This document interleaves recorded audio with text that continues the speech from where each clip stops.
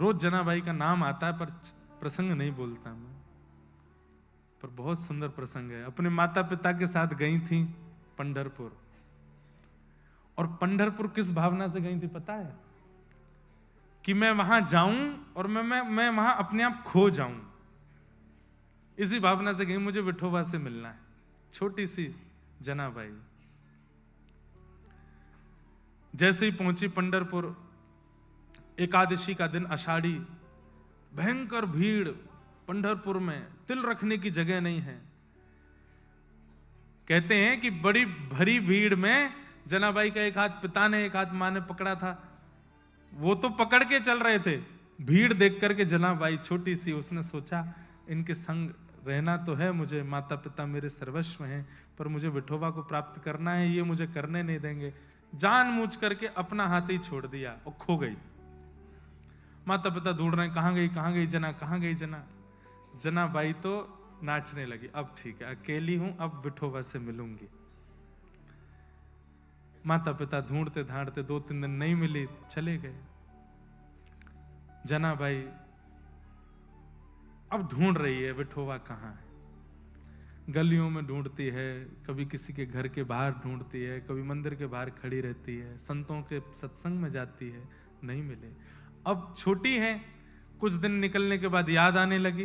बोले माता पिता कम से कम भोजन तो कराते थे, सुलाते तो, ये विठोबा कैसा, पूछने भी नहीं आता। चंद्रभागा के तट पर बैठे बैठे रोने लगी। मैंने कहा ना, महाराष्ट्र के भक्तों का जो भाव है ना ठाकुर जी के प्रति, वो अलग ही है। रोने लगी, विठोबा कब आओगे, विठोबा कब मिलोगे, विठोबा मुझे कब मिलोगे। इतने करुण पुकार से बुला रही हैं ठाकुर जी को।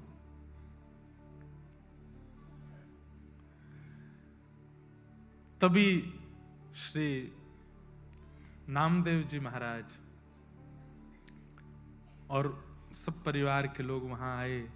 उन्होंने जैसे ही देखा कि जना रो रही है, बोले क्या नाम है तुम्हारा? बोले मेरा नाम जना है। अच्छा चलो हमारे साथ चलो। और उनके घर में जाकर के वहीं रहने लगी, वहीं सेवा भाव करने लगी, संत सेवा होने लगी, रसिकों की सेवा होने लगी। हर एकादशी को कीर्तन होता था, और कीर्तन में बड़े बड़े वैष्णव आते थे। कहते हैं एकादशी के दिन पंडरीनाथ भगवान पंढरपुर में भ्रमण करते हैं। मंदिर में नहीं होते उस दिन, ठाकुर जी ऊपर ध्वजा जी पर रहते हैं, नीचे रहते हैं, वैष्णवों की वारी में नृत्य करते हैं। तो जब वहां कीर्तन होता तो जनाबाई देखती कि इतने सारे वैष्णव नाच रहे हैं, और तभी वो क्या देखती, सांवरा सलोना मुख, सिर पर सुंदर मुकुट धारण किए, पीतांबरी पहने, कमर पर हाथ धरे ठाकुर जी प्रत्यक्ष आए। जनाबाई ने देखा, अरे ये तो विठोबा है। और ठाकुर जी आए, किसी को नहीं दिख रहे हैं, किसी को नहीं पता चल रहा है। जो लोग वहां नृत्य कर रहे थे उनके ऐसे हाथ में हाथ दे करके ठाकुर जी भी नृत्य कर रहे हैं, उन्हें नहीं पता चल रहा है, जनाबाई को दिख रहा है। और जनाबाई देख करके कितनी खुश हो रही है, ओ ठाकुर जी नाच रहे हैं, ठाकुर जी उछल रहे हैं, ठाकुर जी गा रहे हैं। किसी को अनुभव नहीं हो रहा, बस जनाबाई को दिख रहा है। सब लोग इधर देख रहे हैं और जना उधर देख रही है। क्यों? ठाकुर जी वहां नाच रहे हैं, एकांत में नृत्य कर रहे हैं। ऐसी जना का भाव ठाकुर जी दिखते थे। लेकिन जनाबाई छोटी बालिका है ना, ठाकुर जी से बोलती, आप पूरे दिन खड़े रहते हो, मैंने मंदिर में देखा, थक जाते हो, इतना नहीं नाचो, चलो अब बस करो, खड़े हो जाओ, दर्द हो जाएगा पैर में। ठाकुर जी फिर भी नाचते। नहीं मानते तो फिर जनाबाई कीर्तनियाओं के पास जाती, बोले कीर्तन बंद करो। बोले क्यों? थक गए ठाकुर जी, नाच रहे हैं उछल उछल के, उनको दर्द हो जाएगा पैर में।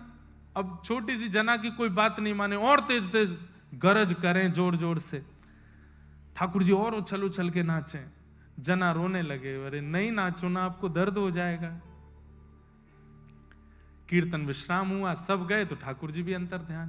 पर कोने में बैठी जनाबाई रो रही है, मेरे विठोबा के पैर में दर्द हो गया होगा, मेरे विठोबा के पैर में दर्द हो गया होगा, किसी ने दबाए होंगे कि नहीं। अरे कोई जाके पुजारी जी को बोलो आज घी लगाएंगे ठाकुर जी के चर, बहुत नाचे हैं।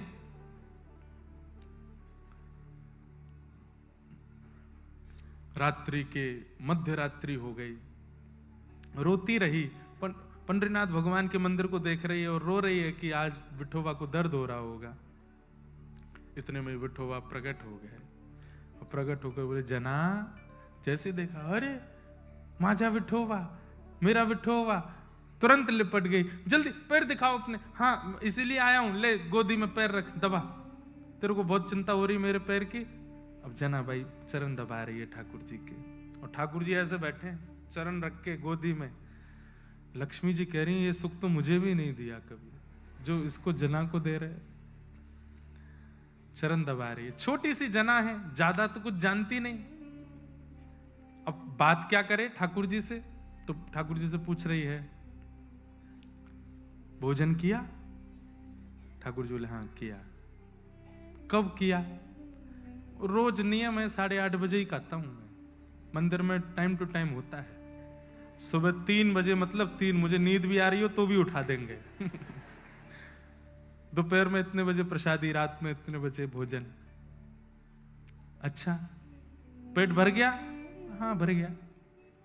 छोटे बच्चे यही तो पूछते हैं, इससे ज्यादा क्या बात करें। बहुत देर हो गई, अब शांत बैठे हैं दोनों। ठाकुर जी बोले, कुछ बात करो, बहुत रो रही थी तुम, माता पिता छोड़ दिए, विठोबा मिले नहीं, अब मिल गया तो बोलती नहीं। बोल तो रही हूं, सोचने दो। क्या खाया? क्या खाया? पूरन पोली खाई। अच्छा पूरन पोली खाई? बोले हाँ। कल क्या खाया था? ठाकुर जी बोले, कल भी पूरन पोली खाई। अच्छा परसों क्या खाया? बोले परसों भी पूरन पोली खाई। उसके पहले क्या खाया था? बोले उस दिन भी। बोले मंदिर में यही बनता है और कुछ नहीं बनता, और जो भी प्रसाद बनता हो वही। ठाकुर जी बोले, यही खाया मैंने। रोज यही खाते हो आप? बोले हाँ। आपका मन लग जाता है? लगाना पड़ता है। लेकिन मेरे भक्त भी तो घरों में बनाते हैं, तो मैं वहां भी थोड़ा बहुत पा लेता हूं। अच्छा मैं कुछ और बना के पवाऊं आपको? कुछ नया खाओगे? तू बनाएगी? हूं तो अकेली, थोड़ी सी सहायता आप भी कर देना।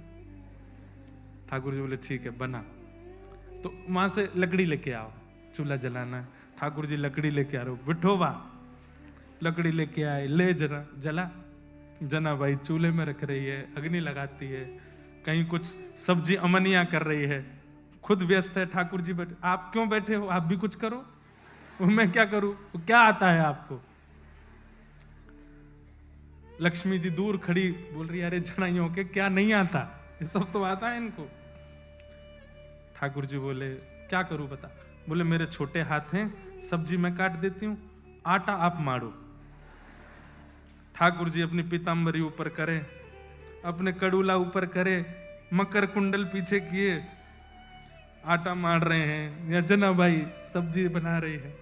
मेरे को तो वो छवि देख के कभी कभी भाव, हमसे कब होगा ऐसा?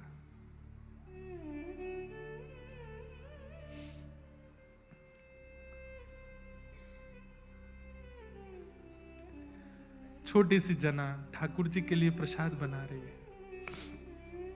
दूर खड़ी लक्ष्मी जी भी रुदन कर रही है कि ये सुख तो मेरे अधिकार में भी नहीं है।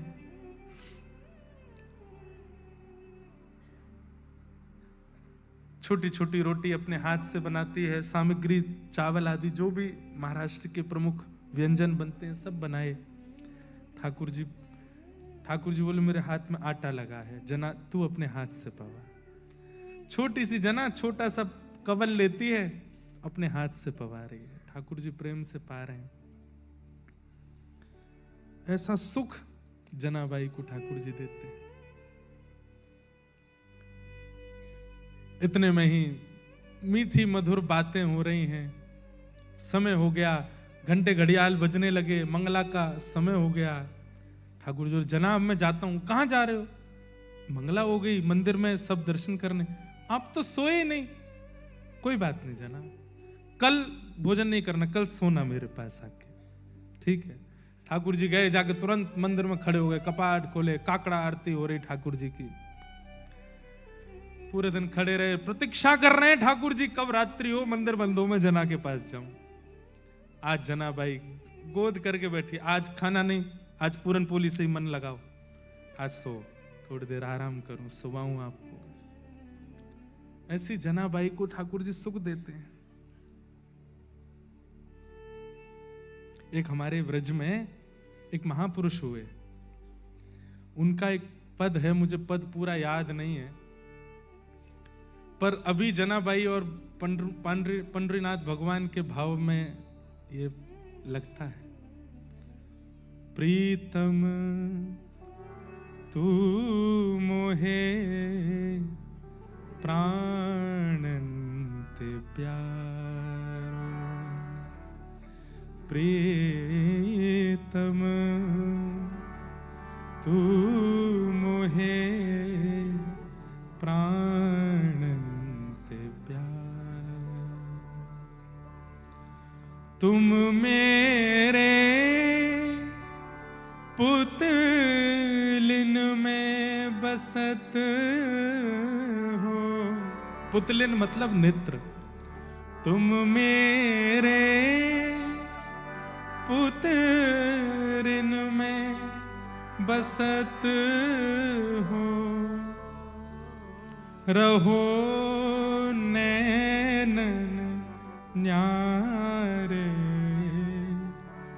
तू मोहे प्राणन्ते प्यारो, प्रीतम तू मोहे प्राणन्ते प्यारो।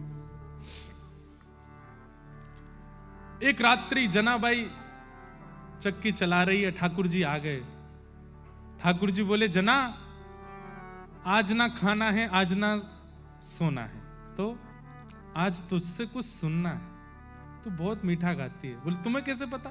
बोले, जब तू गुनगुनाती है तो मैं सुनता हूं मंदिर में बैठ के। बंधुओं, ठाकुर जी को संगीत बहुत प्रिय है, आप मान लीजिए इस बात को। जब आप कुछ गुनगुनाते हैं, आप कुछ गाते हैं, तो अगर उसमें प्रेम होता है तो ठाकुर जी सुनते हैं।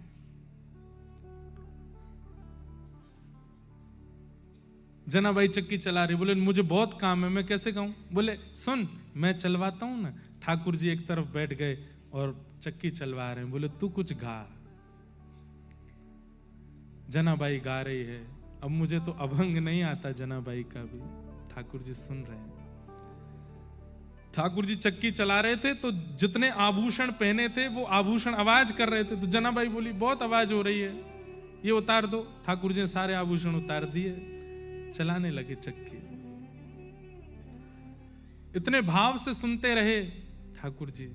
आज भी गोपालपुर स्थान है पंढरपुर के पास में, वहां स्थान है जनाबाई की चक्की जो ठाकुर जी चलाए, वो स्थान भी सब कुछ है। कहते हैं कि जनाबाई जब गोबर के उपले थापती थी ना, तो कोई और अगर ले जाता तो जनाबाई लड़ने चली जाती उसके पास, मेरे उपले दो। अरे भाई, ये गोबर के कंडों में कौन मेरा तेरा, जलना ही है इनको। बोले नहीं, मेरे वाले मुझको दो। बोले इतने सारे हैं, तेरा कौन सा है? तो जनाबाई कान लगा लगा करके उपलों को कान पे लगाती। बोले कान लगा के क्या देखती है? बोले जिसमें से कोई आवाज ना आवे वो तेरे हैं, और जिसमें से विट्ठल विट्ठल स्वर आवे वो मेरे हैं। सोचिए, गोबर के उपलों पर हाथ जनाबाई धर देती है तो उसमें से भी विट्ठल ध्वनि प्रकट हो जाती है। भजन ऐसा होता है, चिंतन ऐसा होता है। आज बंधुओं, भारत के महापुरुष ऐसे हैं, जब वे एक मार्ग से निकल जाते हैं, उनकी भ्रगुटी देख करके, उनका मुखमंडल देख करके कितने लोगों के चित्त में परिवर्तन आ जाता है। ये भजन की योग्यता है कि किसी व्यक्ति, किसी महापुरुष के वचनामृत, किसी महापुरुष की दृष्टि, किसी महापुरुष का स्पर्श आपके चित्त को वाद्य कर देता है भजन के लिए। पर जनाबाई की स्थिति देखो, वो तो जड़ को वाद्य कर देती हैं भजन करने के लिए। जनाबाई जिस जिस पत्थर को स्पर्श करती है वो भी विट्ठल विट्ठल विट्ठल गाने लगता है।